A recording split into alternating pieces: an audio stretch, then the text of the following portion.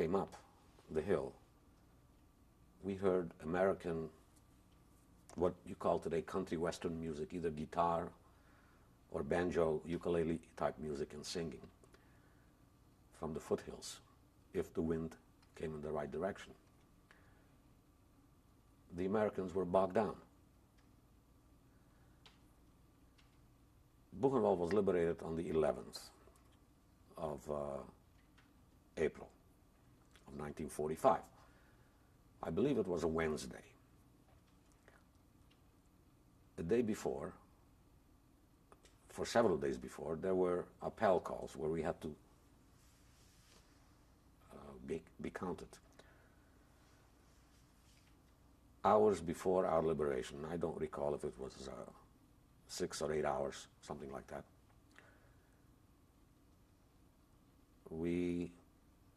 I back up a little bit. The day before liberation, they were going to march us out. There was an air raid. Reconnaissance planes flew over us, American planes. So we dispersed. There was a second collection hours later, and I hid under the barracks of the Children's Bar with several friends, one of them being here in LA. Two of them, actually. One in LA, one in Palos Verdes. The hours before liberation, 6 or 7 hours before, they marched out 25,000 people in columns of 5, 100 to a group. They marched them a quarter of a mile away from the main camp into a clearing in the forest. And 25,000 people were shot, machine gunned. We heard the shooting.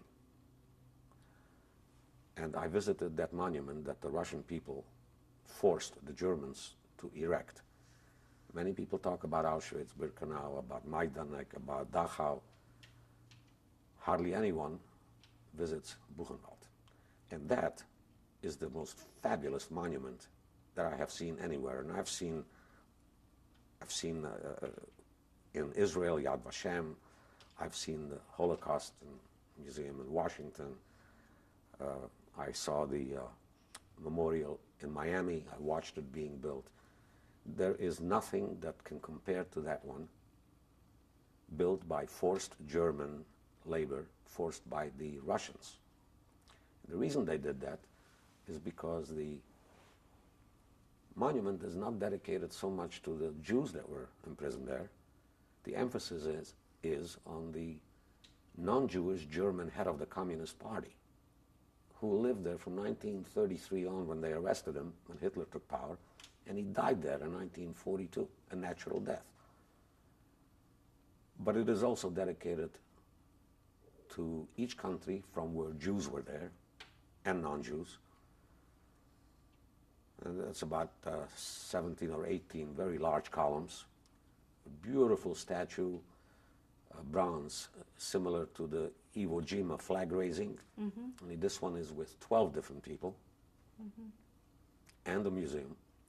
But the thrust is not Jewish, but it's certainly worthwhile to see.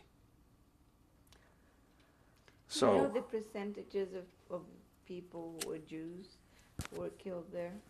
In Buchenwald? Yes. I am not familiar enough to give you a percentage, but I do know that there were Russian prisoners, Russian soldiers that were there, several hundred of them, perhaps as many as 500 or 600. There were other non-Jews in Buchenwald. There were political prisoners there. And there were people there from other countries, whereas before Buchenwald, I only associated with either the Hungarian or Polish. Right. In Buchenwald, it was a substantial mixture. So on April 11th, I was liberated, and I've shown you the picture. I've given you a picture of the moment of liberation taken by, I can't recall her name. She was a yes, we're going to show that in a little while.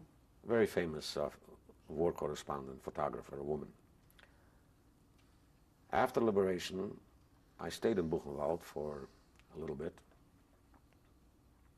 until the war ended, Actually, in Buchenwald, I only stayed a couple of weeks. Then I left. I went down to a farm where a widow and her 2 children nourished me and took care of me. Knowing or not knowing that you were a Jew? Knowing. Knowing. These were German women? This was one German woman and her 2 10 and 12-year-old children. Her husband was killed in the war on the Russian front, and I needed nurturing, and she did. Fed me very well, took care of me. From there, I was in contact with other survivors. Did you ever pay her in some way for this? Yes, I did not kill her. That's payment, isn't it? I did not rape her, I did not kill her, and I did not steal anything from her. That's good payment.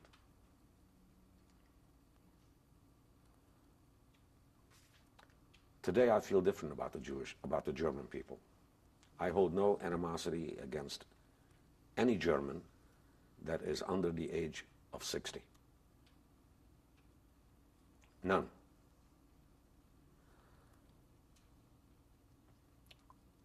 From there, I got word that we have transport back to Prague.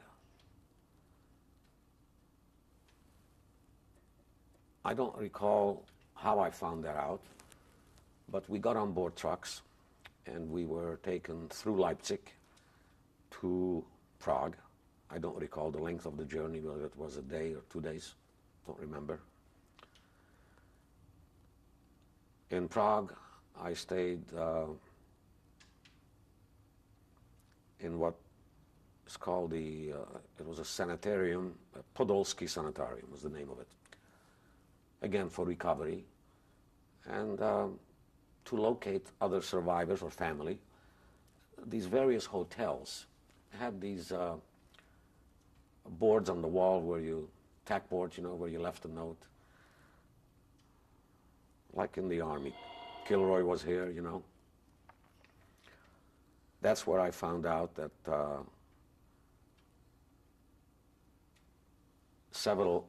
two aunts and second removed aunts were living about 5 miles away in another school, requisitioned school. They were sad cases, swollen, all 4 of them.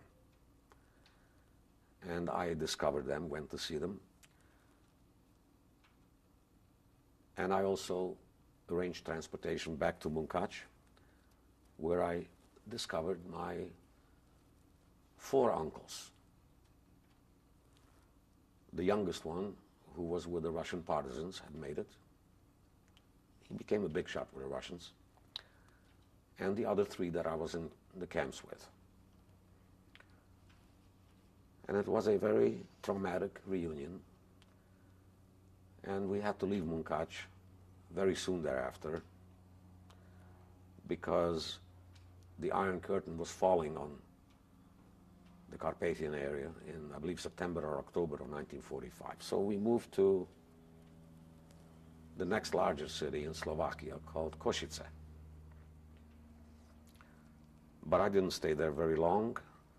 I found out that the Jewish agency has arranged transport and lodging in England, Scotland, and Ireland for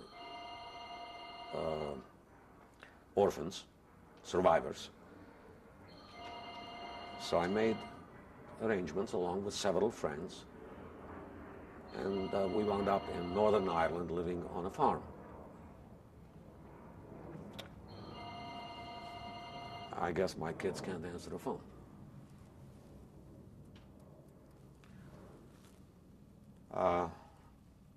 I don't think that I look to you like the type of a person who can be pulling sugar beets out of the ground, living on a farm, waiting for Aliyah to Israel. So after 2 months of that, 2.5 months, my New York buddy and my Chicago buddy and we decided that this is not our lifestyle. The others didn't have any money. I had about $50 in the pocket, American money. How'd you get that? I did a little black marketing before. So we left the farm and went to Belfast. From there we went across to England, to London specifically. We then found out that we were not the only group. Our group of 49, there were supposed to be 50, but a girl got left behind in Prague with appendicitis. We found out that we were not the only game in town. There were larger groups that were sent to Manchester, to Liverpool, to Glasgow, a large group to London. And that's the way my life got started in London, where I lived for 20 months. Meanwhile, the rest of my family from Košice, I had filed for immigration papers to come here. One of my uncles had already come to New York in 46, early part of 46. He arranged immigration papers for me too. And I came out to the United States in December of 1947. Again, the 10th of December is meaningful to me in many ways. The 10th of any month. 10th of January, I started the Death March. The 10th of December, I arrived in New York. On the 10th of December, on the 10th of January of 1948, I arrived in Los Angeles. Mm-hmm. So I came to New York. I stayed there only a few weeks, and then left to come out here. Made my life starting as a carpenter and becoming a general contractor at age 21. And it's been lovely ever since. When did you meet your wife? I met my wife in 1948,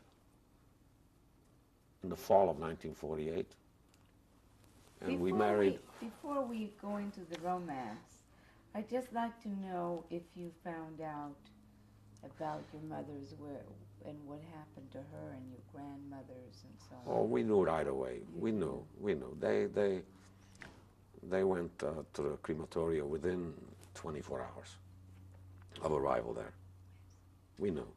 Okay, take you back to your romance. You met your wife in the fall of 48, and we got married in the fall of 50. And it's been a lovely marriage. Unfortunately, she suffered the last 17 years of her life from cancer. But she gave me 3 lovely children. She died, she was not quite 56.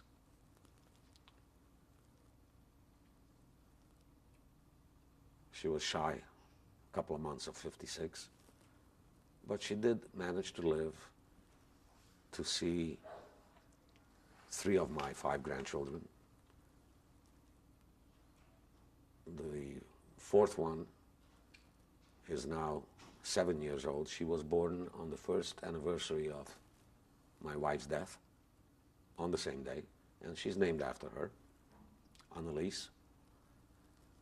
Was your wife a survivor? No, she was an escapee.